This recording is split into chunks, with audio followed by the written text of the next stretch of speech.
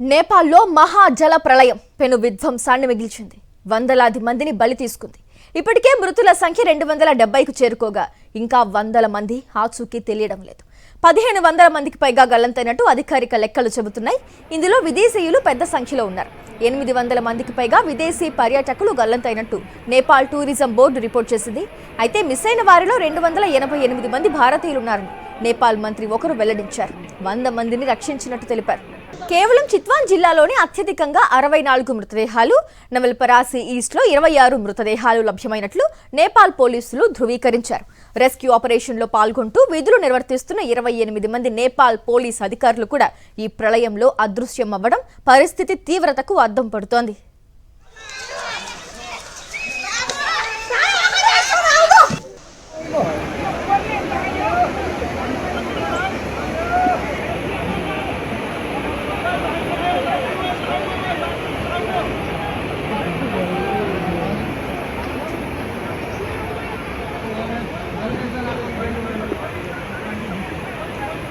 మరోవైపు మానస సరోవర యాత్రకు వెళ్లిన పర్యాటకుల ఆచూకీ లభించకపోవడం వారి కుటుంబాల్లో తీవ్ర భయాందోళనలు రేకెత్తిస్తోంది.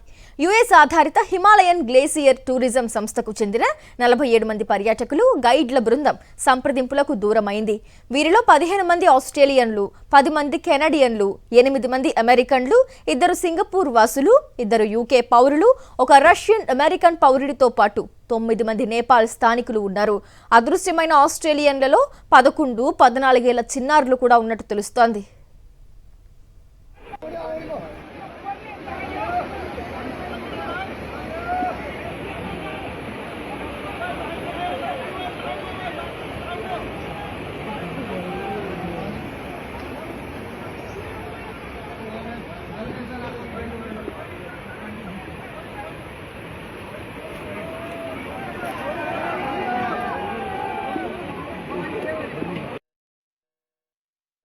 मलाई भन्नुभएको थियो भनेको तपाईको 10-15-20 मिनेटमा मेरो पसल ढुङ्गी बजारमा हार्डवेयर मनकामना हार्डवेयर पसल थियो र मेरो त्रिशुली बजारमा एउटा घर थियो।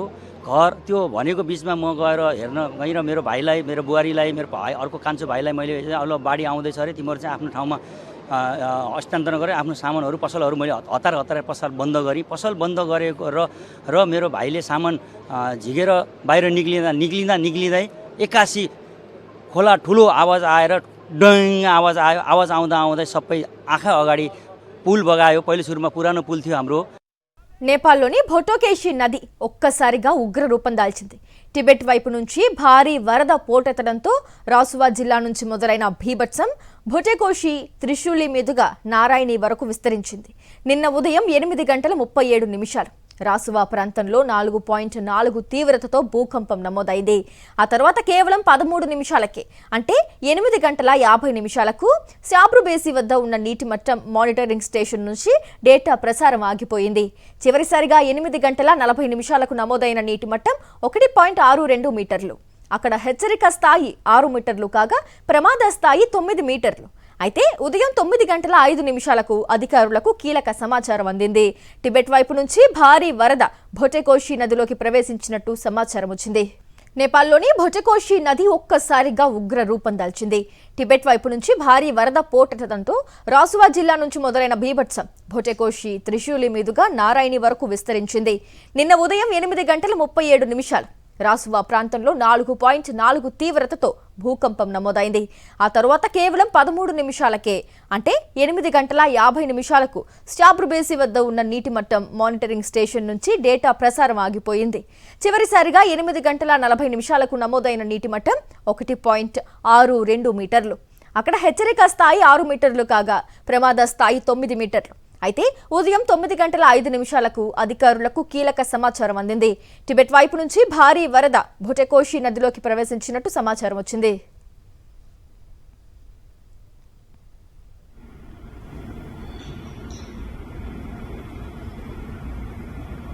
ఉదయం 8:37 నమోదైన భూకంపం నుంచి సాయంత్రం 6:30 దేవ్ఘాట్ వద్ద నీటి మట్టం తగ్గే వరకు దాదాపు 10 గంటల పాటు వరద ఉధృతి కొనసాగింది. ఈ 10 గంటల్లో ఏం జరిగిందో నేపాల్ ఫ్లడ్ ఫోర్కాస్టింగ్ డివిజన్ రూపొందించిన టెక్నికల్ రిపోర్ట్ వరద బీభత్సాన్ని కళ్లకు కట్టింది.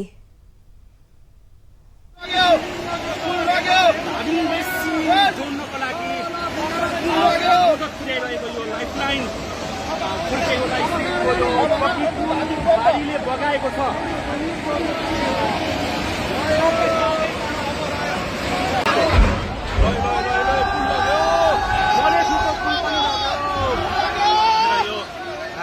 देखि पृथ्वीराजमा जोड्ने पुल पनि बगेको छ। जोड्नको लागि मद्दत पुर्याइरहेको यो लाइफलाइन అక్కడి నుంచి వరద పోటు భూటకేశి నది వెంట దిగువకు దూసుకొచ్చి త్రిశూలి నదిలో కలిసింది. వరద కదలికను గుర్తించిన అధికారులు వెంటనే అప్రమత్తమయ్యారు. ఉదయం 9 గంటల 15 నిమిషాల నుంచి 16 నిమిషాల మధ్య రాసువా, నువాకోట్, దాధింగ్, చిత్వన్ జిల్లాల్లోని నదీ తీర ప్రాంతాల ప్రజలకు SMS అలర్ట్స్ పంపించారు. ఏకంగా 6 లక్షలకు పైగా సందేశాలు పంపి అత్యంత అప్రమత్తంగా ఉండాలని హెచ్చరించారు. ఇంతలో ఉదయం 9 గంటల 20 నిమిషాలకు బేత్రావతి నీటి మట్టం మానిటరింగ్ స్టేషన్ కూడా డేటా పంపడం ఆపేసింది. చివరిసారిగా అక్కడ 3.55 మీటర్ల నీటి మట్టం నమోదైంది.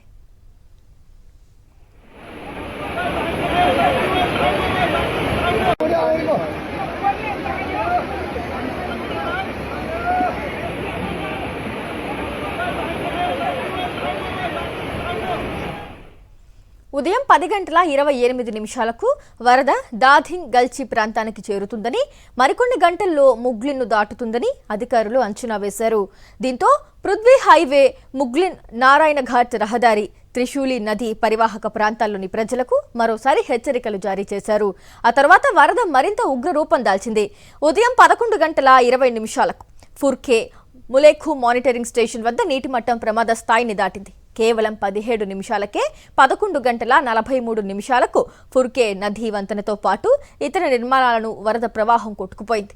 మరో 7 నిమిషాల్లో అంటే 11 గంటల 50 నిమిషాలకు వరద నీరు మాలేఖు ప్రాంతాన్ని తాకింది.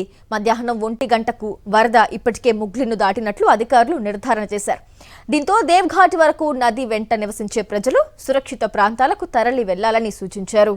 మధ్యాహ్నం 1 గంట 30 నిమిషాలకు దేవ్ఘాట్ వద్ద నీటి మట్టం 4.76 మీటర్లకు చేరింది. ప్రధాన వరద పోటు సుమారు 3 గంటల 30 నిమిషాలకు దేవ్ఘాట్కు చేరుతుందని, నీటి మట్టం 8 మీటర్ల వరకు పెరగవచ్చని అధికారులు తొలుత అంచనా వేశారు. కానీ వరద ఉధృతి ఇంకా పెరిగింది.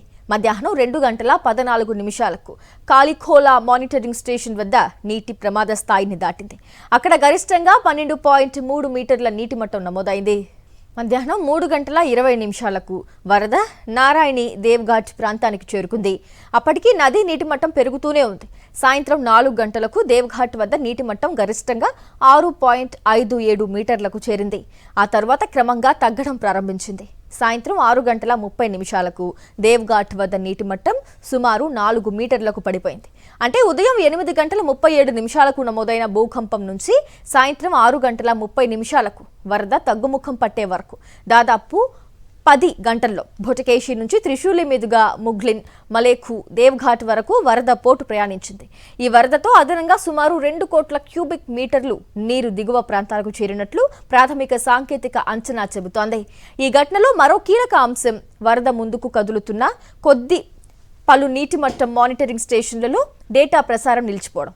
అయినప్పటికీ అందుబాటులో ఉన్న నదీ మట్టం డేటా, వరద కదలిక, క్షేత్రస్థాయి సమాచారం ఆధారంగా అధికారులు ఎప్పటికప్పుడు హెచ్చరికలు జారీ చేశారు. నదీ పరివాహక ప్రాంతాల్లోని ప్రజలను అప్రమత్తం చేశారు. టిబెట్ నుంచి వచ్చిన భారీ వరద పోటు భూటకేశి నుంచి త్రిశూలి, అక్కడి నుంచి నారాయణి వరకు ఎలా విస్తరించిందో ఈ 10 గంటల టైం లైన్ స్పష్టం చేస్తోంది.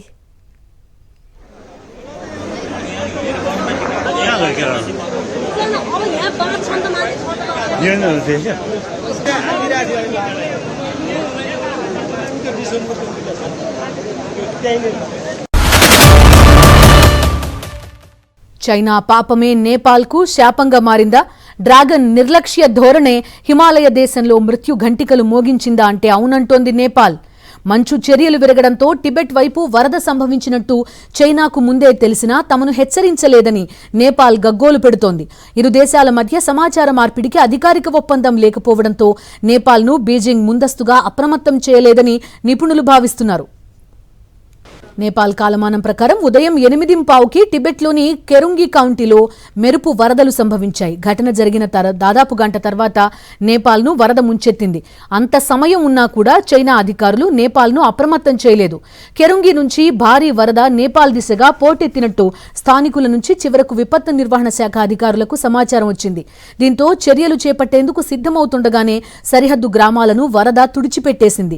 మధ్యాహ్నం 1 గంటకు చైనా నుంచి నేపాల్కు సమాచారం అందింది. టిబెట్ వైపు నదిలో కొండ చర్యలు విరిగిపడ్డంతో భోటేకోసి, త్రిశూలి నదులకు ముప్పు ఏర్పడిందనేది దాని సారాంశం. అయితే అప్పటికే జరగాల్సిన నష్టం జరిగిపోయింది.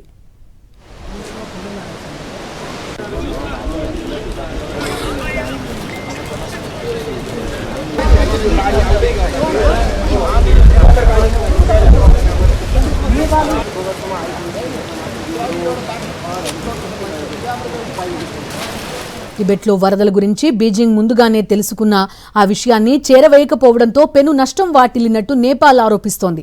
అయితే ఈ ఆరోపణలను నేపాల్లోని చైనా రాయబార కార్యాలయం ఖండించింది.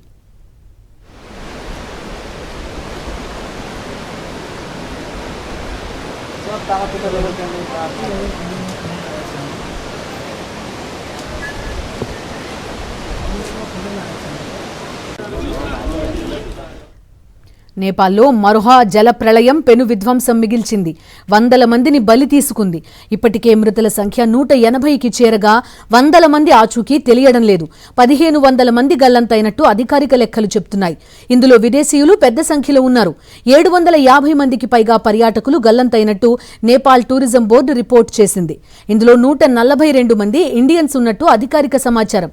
అయితే మిస్ అయిన వారిలో 300 మంది భారతీయులు ఉన్నారని నేపాల్ మంత్రి ఒకరు తాజాగా వెల్లడించారు. ఇందులో 100 మందిని రక్షించినట్టు తెలిపారు.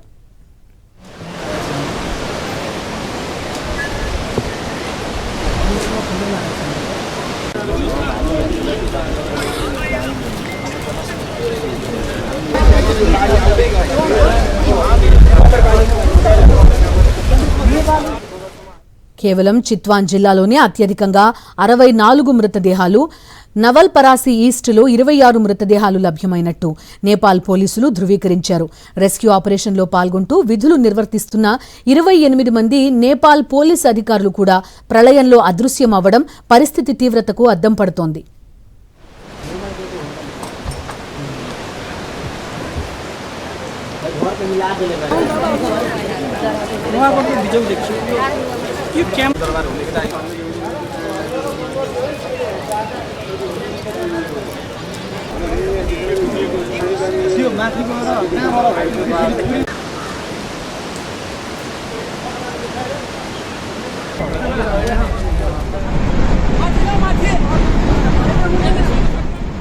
మరోవైపు మానస సరోవర యాత్రకు వెళ్లిన పర్యాటకుల ఆచూకీ లభించకపోవడం వారి కుటుంబాల్లో తీవ్ర భయాందోళనలు రేకెత్తిస్తోంది.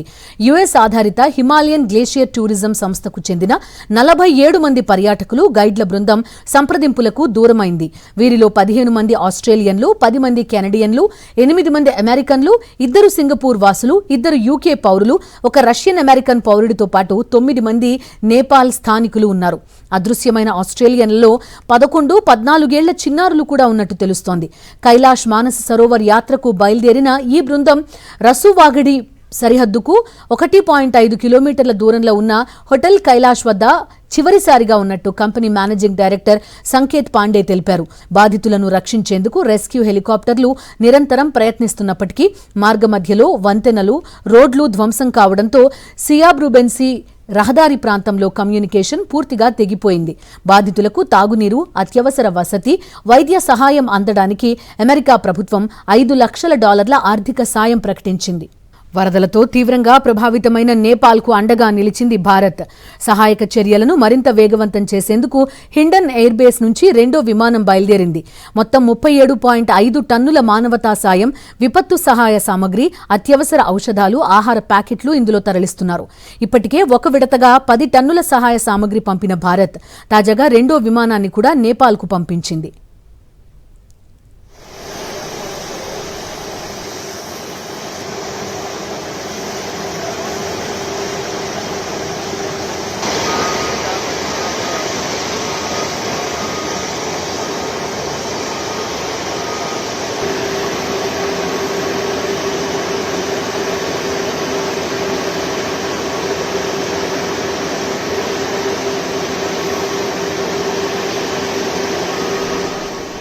మెరుపు వరదల విధ్వంసంతో 300 మంది వరకు భారతీయులు గల్లంతయ్యారు. ఈ నేపథ్యంలో నేపాల్ ప్రభుత్వ అధికారులతో భారత్ నిరంతరం సంప్రదింపులు జరుపుతోంది. పరిస్థితిని ఎప్పటికప్పుడు సమీక్షిస్తూ అవసరమైన సాయం అందించేందుకు సిద్ధంగా ఉన్నట్టు స్పష్టం చేసింది. నిన్న నేపాల్ ప్రధాని బాలేన్ షాతో స్వయంగా ఫోన్లో మాట్లాడారు ప్రధాని మోదీ.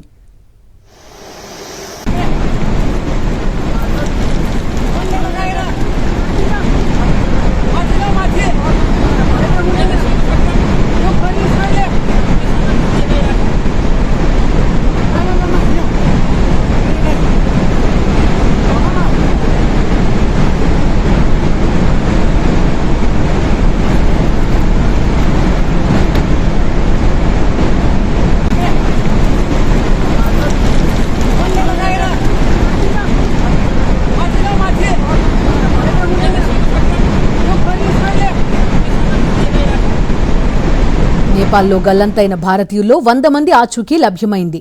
మరో 200 మంది భారతీయుల ఆచూకీ కోసం ప్రయత్నాలు జరుగుతున్నాయి. వరదల్లో మొత్తం 1500 మంది గల్లంతైనట్టు నేపాల్ ప్రకటించింది. గల్లంతైన వారిలో 800 మంది విదేశీయులు.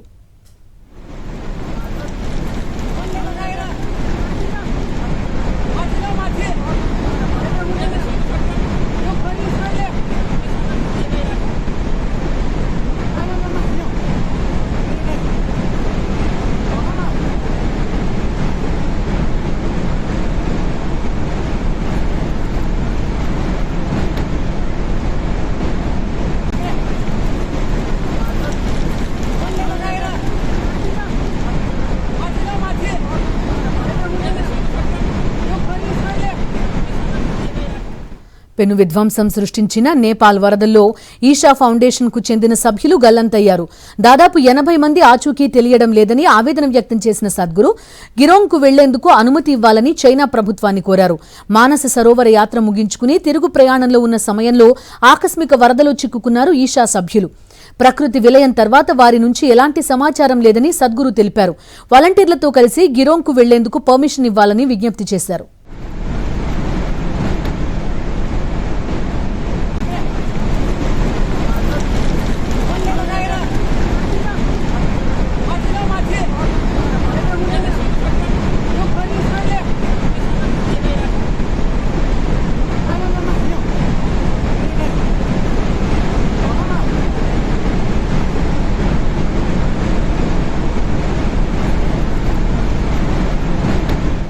నేపాల్లోని భొటకోషి నది ఒక్కసారిగా ఉగ్ర రూపం దాల్చింది. టిబెట్ వైపు నుంచి భారీ వరద పోటెత్తడంతో రాసువా జిల్లా నుంచి మొదలైన బీభత్సం భొటకోషి త్రిశూలి మీదుగా నారాయణి వరకు విస్తరించింది. నిన్న ఉదయం 8:37 రాసువా ప్రాంతంలో 4.4 తీవ్రతతో భూకంపం నమోదైంది. ఆ తర్వాత కేవలం 13 నిమిషాలకే అంటే 8:50 స్టాబ్రుబేసి వద్ద ఉన్న నీటి మట్టం మానిటరింగ్ స్టేషన్ నుంచి డేటా ప్రసారం ఆగిపోయింది. చివరిసారిగా 8:40 నమోదైన నీటి మట్టం 1.62 మీటర్లు. అక్కడ హెచ్చరిక స్థాయి 6 మీటర్లు కాగా ప్రమాద స్థాయి 9 మీటర్లు. అయితే ఉదయం 9:05 అధికారులకు కీలక సమాచారం అందింది. టిబెట్ వైపు నుంచి భారీ వరద భొటకోషి నదిలోకి ప్రవేశించినట్టు సమాచారం వచ్చింది.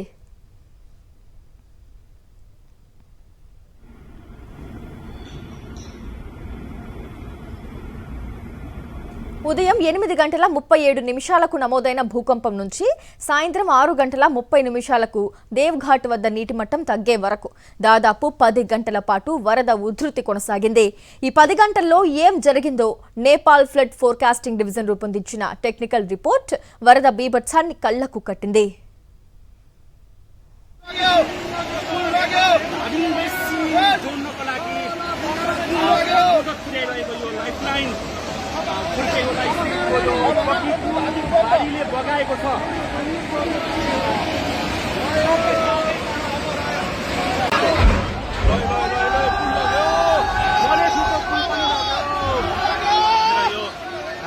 देखि पृथ्वीराजमा जोड्ने पुल पनि बगेको छ।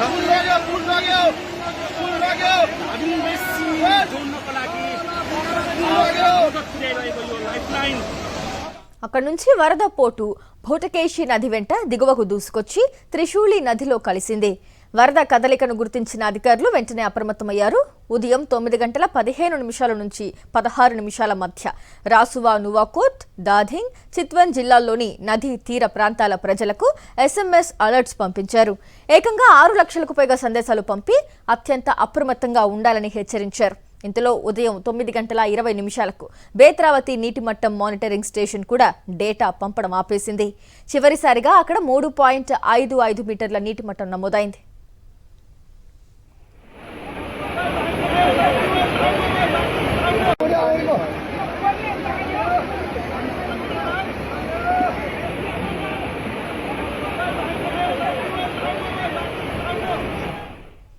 ఉదయం 10:28 వరద దాధింగ్ గల్చి ప్రాంతానికి చేరుతుందని, మరికొన్ని గంటల్లో ముగ్లిన్ను దాటుతుందని అధికారులు అంచనా వేశారు.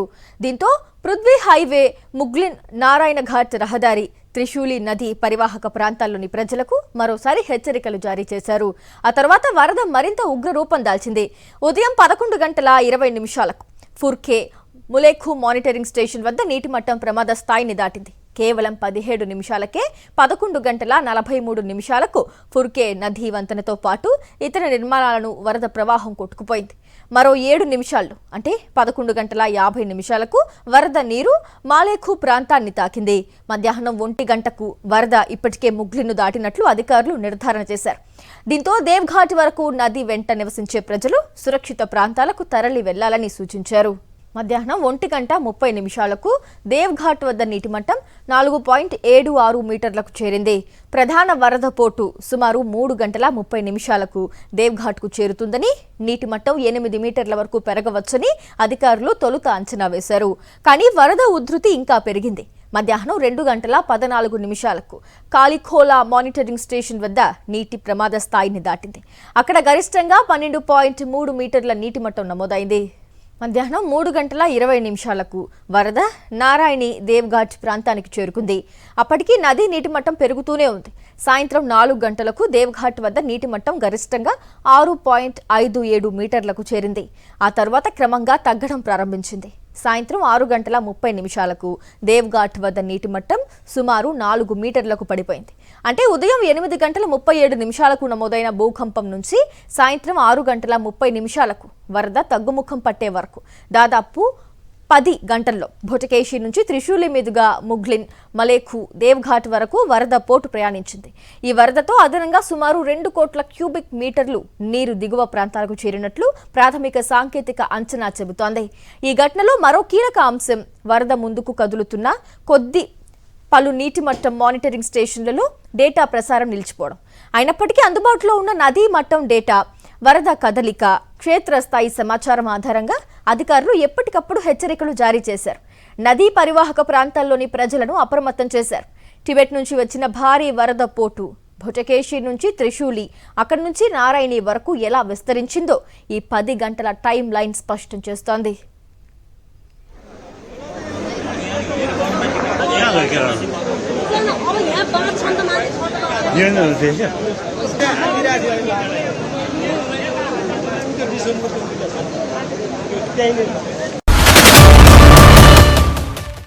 నేపాల్ను అతలాకుతలం చేసిన వరద బీభత్సం నుంచి ఇంకా కోలుకోక ముందే చైనా మరో హెచ్చరిక చేసింది. టిబెట్, నేపాల్ సరిహద్దులో మరో ప్రమాదం పొంచి ఉందని ప్రకటించింది. ఇప్పటికే ఒక బ్యారియర్ లేక్ పొంగి పొర్లుతుండగా రాబోయే 3 రోజుల్లో మరో 3 మిలియన్ క్యూబిక్ మీటర్ల నీరు చేరే అవకాశం ఉందని తెలిపింది. దీంతో 72 గంటల్లో ఈ సరస్సు గట్టు తెగిపోయే ప్రమాదం ఉందన్న ఆందోళన వ్యక్తమవుతోంది.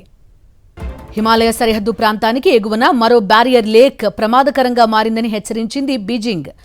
ఇది తెగిపోతే ఇప్పటికే వరదల్లో చిక్కుకున్న ప్రాంతాల్లో సహాయక చర్యలకు మరింత అంతరాయం ఏర్పడే ప్రమాదం ఉంది. చైనా జల వనరుల మంత్రిత్వ శాఖ ఈ సరస్సుపై నిఘా మరింత పెంచింది. చొచెన్ కోలా, పురేపు నదులు కలిసే ప్రాంతంలో ఈ బ్యారియర్ లేక్ ఏర్పడింది. విపత్తు ప్రాంతానికి ఈ సరస్సు ఈశాన్య దిశలో ఉంది. వెంటనే మరిన్ని విపత్తులు తలెత్తకుండా, సహాయక చర్యలకు ఇబ్బంది రాకుండా పరిస్థితిని నిరంతరం అంచనా వేస్తున్నట్టు తెలిపింది చైనా. ప్రస్తుతం ఈ సరస్సులో సుమారు 20 లక్షల క్యూబిక్ మీటర్ల నీరు ఉన్నట్టు అంచనా. ఇప్పటికే సరస్సు పొంగి పొర్లుతోంది. ఇక వచ్చే 3 రోజుల్లో మరో 30 లక్షల క్యూబిక్ మీటర్ల నీరు ఇందులోకి చేరే అవకాశం ఉందని చైనా అధికారిక మీడియా అంటోంది. దీంతో రాబోయే 72 గంటలు అత్యంత కీలకం కానున్నాయి. ప్రమాదాన్ని ఎదుర్కొనే తప్పించుకునేందుకు చైనా కూడా భారీగా సహాయక బలగాలను రంగంలోకి దించింది. బీజింగ్, చెంగ్డూ నగరాల నుంచి ఫైర్ అండ్ రెస్క్యూ బృందాలను తరలించింది.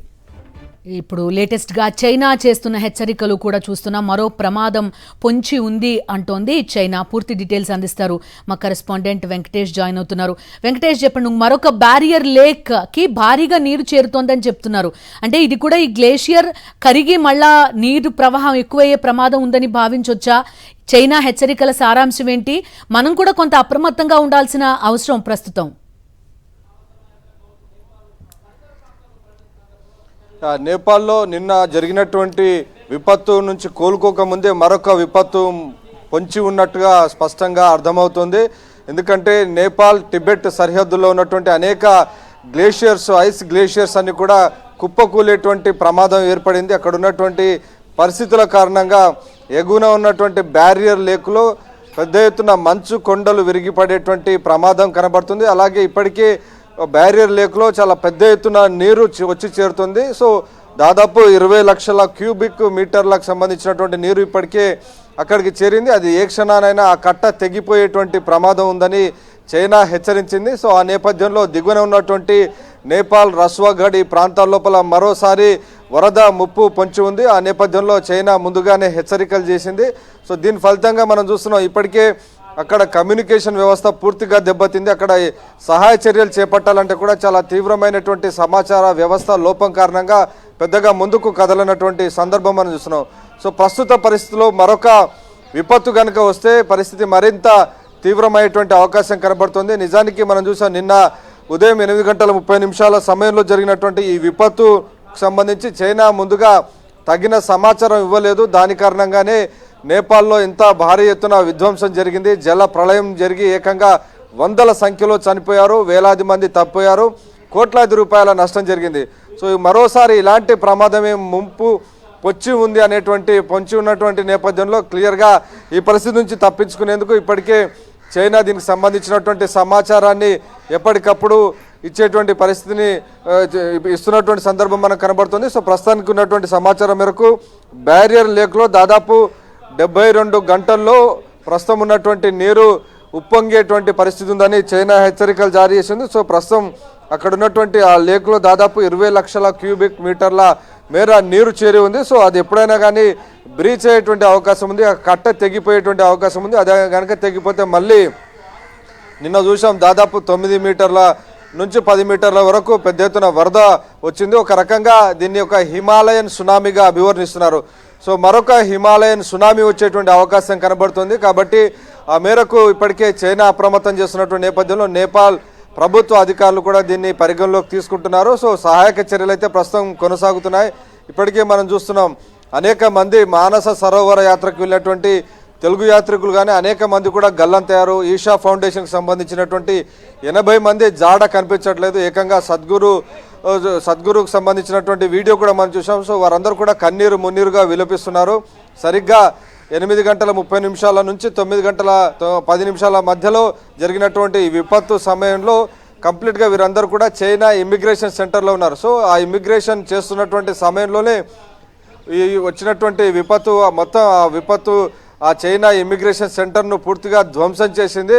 కంప్లీట్గా రాళ్ళు, బురద భారీ ఎత్తున వచ్చి అక్కడ ఉన్నటువంటి ఆస్తులను వాటన్నిటిని కూడా బురదలో కలిపేసుకుంటూ ముందుకు కిందికి దిగువకు పారినటువంటి పరిస్థితి మనం చూస్తున్నాం. సో చాలా భారీ ఎత్తున సంభవించినటువంటి ఈ ప్రళయం నేపథ్యంలో మరొక విపత్తు పొంచి ఉంది. ఆ విపత్తు మరొక హిమాలయన్ సునామీ లాగా ముందుకు రాబోతుంది అనేటువంటి ఒక హెచ్చరిక సంకేతం మాత్రం ఖచ్చితంగా అందరిలో తీవ్రమైనటువంటి భయాందోళన సృష్టిస్తున్నాయి. రైట్ వెంకటేష్, ఇప్పుడు హిమాలయాల సానువుల్లో ఉన్న దేశాలన్నీ కూడా చాలా హై అలర్ట్లో ఉండాల్సిన పరిస్థితి. అటు నేపాల్ కానీ, టిబెట్ కానీ, చైనా కానీ, ఇండియాకు సంబంధించి కూడా కొన్ని సరిహద్దు రాష్ట్రాలు హిమాలయ సానువుల్లోనే ఉన్నాయి. ఈ నీటి ప్రవాహం లేకపోతే మంచిదే రకంగా వరుసగా కరుగుతూ వెళ్తుంటే మరిన్ని ఇబ్బందికర పరిస్థితులు వచ్చే ప్రమాదం కనిపిస్తోంది. ఖచ్చితంగా హిమాలయ పర్వతాలన్నీ కూడా చాలా ఎక్కువ సెన్సిటివ్ జోన్లో ఉన్నాయి, డేంజర్ జోన్లో ఉన్నాయి. సో జోన్ 4లో ఉన్నాయి. సో ఇక్కడ రెగ్యులర్గా సెస్మిక్ యాక్టివిటీ జరుగుతుంది. టెక్టానిక్ ప్లేట్స్ అన్ని కూడా ఎప్పటికప్పుడు షిఫ్ట్ అవుతుంటాయి. సో ఆ నేపథ్యంలో ఇక్కడ భూకంపాలు కానీ ఇటువంటి అవలాంచ్లు కానీ పెద్ద ఎత్తున గ్లేషియర్స్ కూలిపడేటువంటి ప్రమాదం చాలా ఎక్కువగా ఉంది. అది ప్రధానంగా వర్షాకాలంలో ఇది రకమైనటువంటి పరిస్థితి ల్యాండ్ స్లైడింగ్ అనేది ఎక్కువగా ఉంటుంది. కానీ ఇటువంటి సమయంలో చాలా వరకు ఈ ప్రాంతాలను విజిట్ చేయడం అవాయిడ్ చేయాలని చాలామంది విజ్ఞప్తి చేస్తున్నారు. దీనికి తోడుగా అసలు ఇంత భారీ ఎత్తున ఈ రకమైనటువంటి సిచ్యువేషన్స్ ఏర్పడుతుండడానికి ప్రధానమైనటువంటి కారణం అక్కడ జరుగుతున్నటువంటి భారీ ఎత్తున నిర్మిస్తున్నటువంటి హైడల్ ప్రాజెక్టులు కానీ అలాగే జరుగుతున్నటువంటి మైనింగు దానికోసం నిర్వహిస్తున్నటువంటి బ్లాస్టింగ్లు కూడా ఒక ప్రధాన కారణం అని చెప్పి పర్యావరణవేత్తలందరూ కూడా అభిప్రాయపడుతున్నారు. సో ఈ మొత్తం హిమాలయ రీజియన్లో దాదాపు 3-4 వేల లేకులు ఉన్నాయి. సో చిన్న చితక లాంటి ఇటువంటి లేక్స్ అన్ని కూడా ఉన్నాయి. సో దాని పక్కనే చాలా భారీ ఎత్తున మంచు కొండలు ఉన్నాయి. సో ఆ మంచు కొండలు ఏ క్షణమైనా కానీ కరిగి అందులో పడితే కనుక ఇమ్మీడియట్గా ఆ లోయల్లో భారీ ఎత్తున వరద వచ్చి నిన్నట్లాంటి విపత్తు సంభవించేటువంటి అవకాశం ఉంది. సో ప్రస్తుతానికి చైనా ఇచ్చినటువంటి హెచ్చరిక మేరకు మరొక విపత్తు పొంచి ఉంది, మరొక హిమాలయన్ సునామీ రాబోతుందని చెప్తోంది. Okay Venkatesh, thank you.